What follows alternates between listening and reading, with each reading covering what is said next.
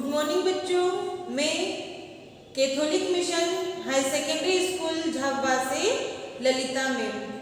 मैं कक्षा 6 विषय हिंदी पाठ 4 अपना हिंदुस्तान कहाँ है पढ़ाने जा रही हूँ। क्या है पाठ का नाम? अपना हिंदुस्तान कहाँ है। इस पाठ के जो लेखक है दयाल सिंह पवार है। तो बच्चों हमारे 3 पाठ कंप्लीट हो चुके हैं। अब हम चौथा लेसन पढ़ने जा रहे हैं। तो सभी बच्चे ध्यान से अपनी देखिएगा और सुनिएगा।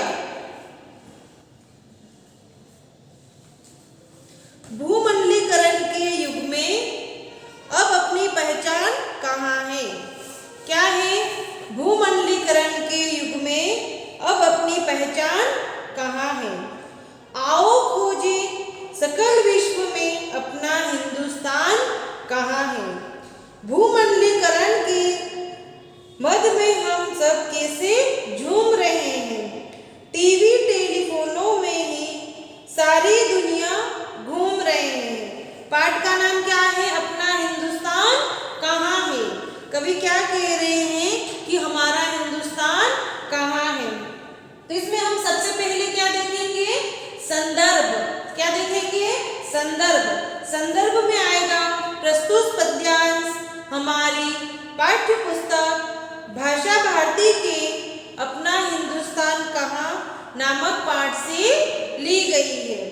इसके रचयिता दयाल सिंह पवार है। ये आप लोगों का हो जाएगा संदर्भ। अब आपका आ जाएगा प्रसंग। इस पद्यांश में कवि भूमंडलीकरण के कारण लुप्त होती हुई भारतीय संस्कृति के विषय में बता रहे हैं। क्या बता रहे हैं कवि? कि हमारी जो भूमंडलीकरण की पहचान है वो लुप्त होती जा रही है। ये आप लोगों का हो जाएगा प्रसंग। और व्याख्या जो हमने 4 लाइनें पढ़ी है उसका अनुवाद करेंगे। तो अब देखते हैं हम इसका अर्थ। भूमंडलीकरण के इस युग में हम अपनी पहचान खोते जा रहे हैं। कभी उस प्यारे भारत को जो अपने सांस्कृतिक मूल्यों के कारण पहचाना जाता था, पूरे संसार में खोजने के लिए कह रहा है। इस युग में भौतिक सुख सुविधाएं के नशे में मस्त होकर नाच रहे हैं। टीवी और टेलीफोनों को माध्यम बनाकर घर बैठे ही सारी दुनिया की सैर कर रहे हैं। अर्थात देश विदेश की खबरें हमें संचार के साधनों द्वारा मिल रही है। ऐसे में कवि ने भारत की पहचान बनाए रखने की चिंता व्यक्त की है। इसमें क्या है? इसकी व्याख्या कवि क्या कह रहे हैं कि भूमंडलीकरण के इस युग में हम जो है अपनी पहचान खोते जा रहे हैं। कभी उस प्यारे भारत को जो अपने सांस्कृतिक मूल्यों के कारण पहचाना जाता था, पूरे संसार में उसे खोजने के लिए कह रहे हैं। हम इस युग में भौतिक सुख सुविधाओं के नशे में मस्त होकर नाच रहे हैं, क्योंकि अब हमें घर बैठे ही टीवी टेलीफोन के माध्यम से देश विदेश की खबरों के बारे में पता चल जाता है। ऐसे में कवि ने भारत की पहचान बनाए रखने की चिंता व्यक्त की है। इन जो 4 लाइनें थी इसका अर्थ हो चुका है। अब दूसरी पंक्ति देखो। अब मैंने ये पहला बता दिया है, जैसे जो भूमंडलीकरण देश देश किया है, इसमें हमारी 4 लाइनें आ गई और उस 4 लाइनें का संदर्भ भी समझाया, प्रसंग भी समझाया और उसकी व्याख्या भी समझाया। आपको फेयर कॉपी में इस तरह से नोट करना है। इसी प्रकार में अब दूसरा पढ़ने जा रही हूँ। साक्षरता का आंदोलन है, चिंतन का विस्तार कहाँ है। जन जन में जो फैल रही उस शिक्षा में संस्कार कहाँ है। बड़ी बड़ी खोजे सकल विश्व में अपना हिंदुस्तान कहाँ है। आओ खोजे सकल विश्व में अपना हिंदुस्तान कहाँ है। इसमें भी आप लोगों का जो संदर्भ तो वही रहेगा जो इसमें था कि हमारी पाठ से ली गई है और इसके रचयिता कौन है। तो संदर्भ आप लोगों का सभी का समान रहेगा। प्रसंग में देखते हैं, इस पद्यांश में कवि साक्षरता अभियान पर अपनी राय व्यक्त कर रहे हैं। इस प्रसंग में कवि क्या कह रहे हैं? साक्षरता अभियान के बारे में अपनी बातें व्यक्त कर रहे हैं। अब इसकी हम व्याख्या देखते हैं। साक्षरता अभियान चल रहा है जिसके प्रत्येक व्यक्ति सामान्य स्तर पर पढ़ लिख सके। इसके बाद भी लोगों की सोचने समझने की क्षमता नहीं बढ़ रही है। क्या कह रहे हैं कवि कि हम साक्षरता अभियान तो चला रहे हैं, फिर भी जो लोगों की सोचने समझने की क्षमता होती है वो नहीं बढ़ रही है। लोगों को साक्षरता अभियान के द्वारा शिक्षा तो दी जा रही है, लेकिन उस शिक्षा से संस्कार नहीं बन पा रहे हैं। कवि क्या कह रहे हैं इन पंक्तियों में कि हम लोगों तक शिक्षा तो दे रहे हैं, परंतु आज भी लोग उस शिक्षा से संस्कार नहीं बना पा रहे हैं। आज की शिक्षा संस्कार रहित है। इस संसार में बड़ी बड़ी खोजें हुई, लेकिन संस्कारों वाला भारत देश न जाने कहाँ खो गया है। कवि क्या कह रहे हैं? हमारे भारत में अनेक शिक्षा संस्कृत के द्वारा अनेक प्रकार की बड़े बड़ी खोजें हुई, लेकिन हमारा संस्कारों वाला भारत देश पता नहीं कहाँ खोए जा रहा है। हम सभी को मिलकर इस विश्व में अपने नैतिक मूल्यों वाले भारत देश को खोजना है। कवि क्या कह रहे हैं? शिक्षा तो दी जा रही है, परंतु लोग उसे ग्रहण नहीं कर रहे हैं। तो इन पंक्तियों में कवि शिक्षा के माध्यम से समझाना चाह रहे हैं। उसी प्रकार हमारा तीसरा पद्यांश है, महानगर में गगन चूमते ऊंचे ऊंचे भवन खड़े हैं, बड़े बड़े भवनों में झांके तो टूटे परिवार पड़े हैं। टीवी टेलीफोन बज रहे पर आपस में बात बंद है। अब की कविता लगती जैसे परिवारों का भंग छंद है। तो ये इनका भी जो संदर्भ आप लोगों का समान रहेगा, इसमें आपका प्रसंग रहेगा। कवि ने बिखरते परिवारों पर चिंता व्यक्त की है। इन चारों लाइनों में कवि परिवारों के बारे में उनकी चिंता करते हुए अपनी बातों को व्यक्त कर रहे हैं। तो देखते हैं इसका अर्थ क्या है। कवि क्या कह रहे हैं कि बड़े बड़े शहरों में आसमान को छूते हुए ऊंचे ऊंचे घर बने हुए होते हैं। कवि का कहना होता है कि बड़े बड़े शहरों में आसमान को छूते हुए ऊंचे ऊंचे भवन बने हुए होते हैं।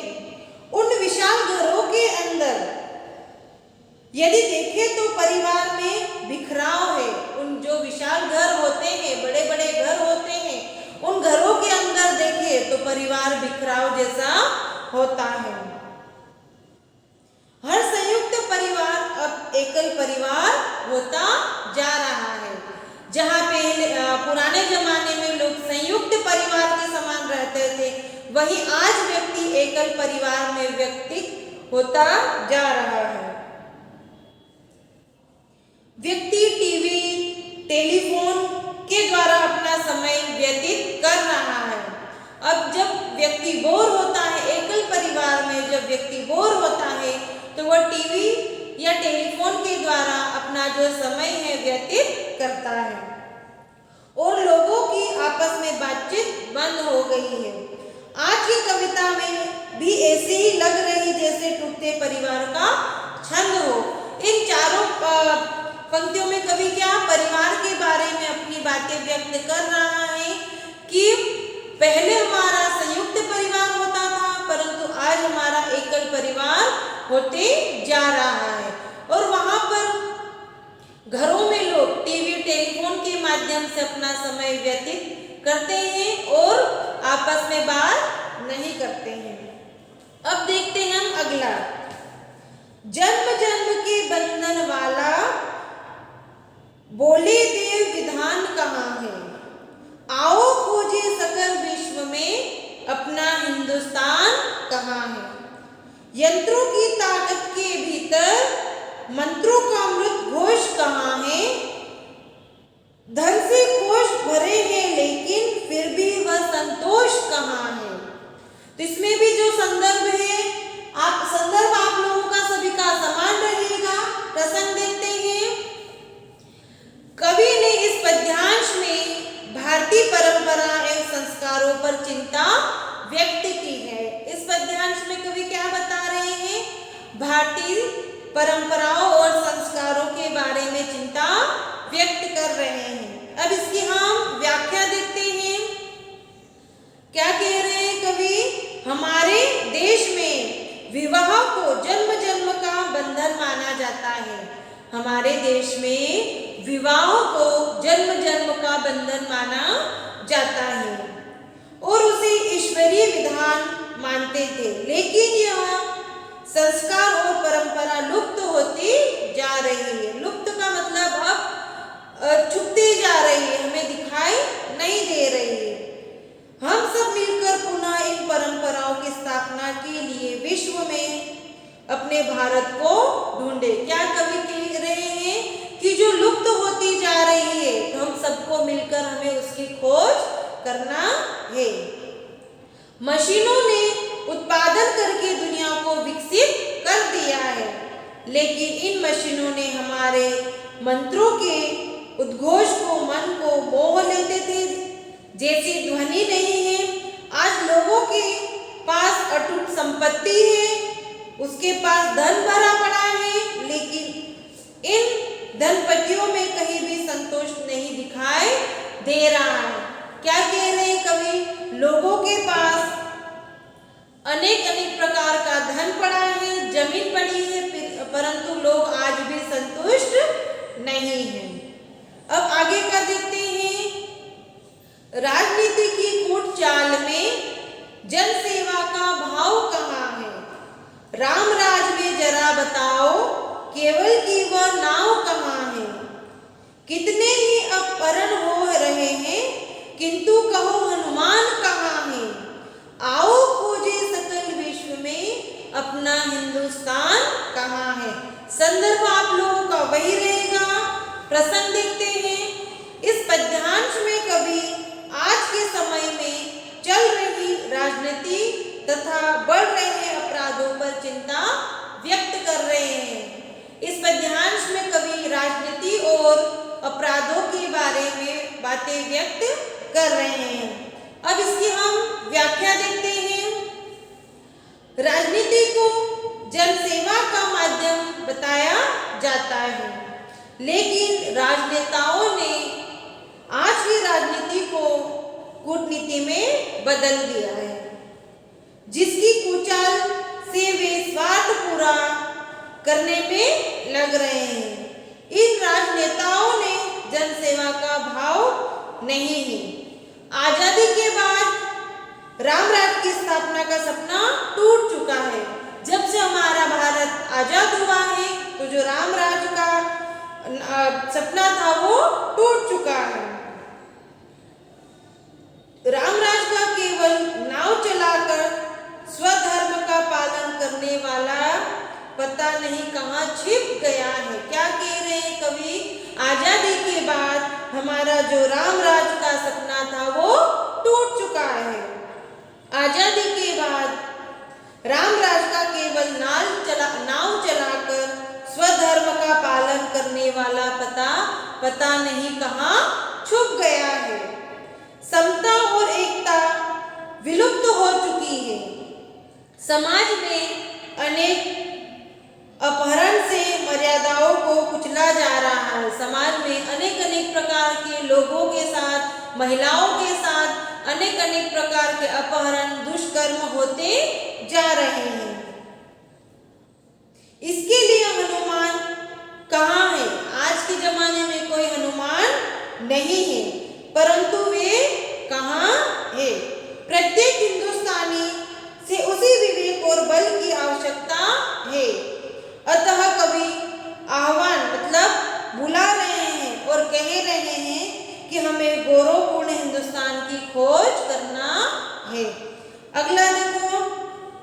कवि कुल गुरु की सज्जन शक्ति का वह पावन संस्कार कहाँ है। फूहड़ गीतों की खोया जो वह मधुर श्रृंगार कहाँ है। मन की जो आंदोलित कर दे कविता की वह धार कहाँ है। भोजराज की कविता वाला वह वैभव विस्तार कहाँ है। तुलसी सूर निराला दिनकर और रहे प्रस्थान कहाँ है। आओ खोजे सकल विश्व में अपना हिंदुस्तान कहाँ है। इसमें भी संदर्भ आप लोगों का वही रहेगा। अब आप लोगों का प्रसंग है, कवि ने भारतीय संस्कृति एवं परंपराओं से लुप्त होने पर चिंता व्यक्त की है। कवि ने क्या कहा इस पद्यांश में कि भारतीय संस्कृति पर परंपराओं से लुप्त होने पर चिंता व्यक्त की है। क्या इसके अब देखेंगे हम व्याख्या। आज कवि कुल गुरु कालिदास की काव्य रचना करने की शक्ति पैदा करने के पवित्र संस्कार कहाँ छिप गए हैं।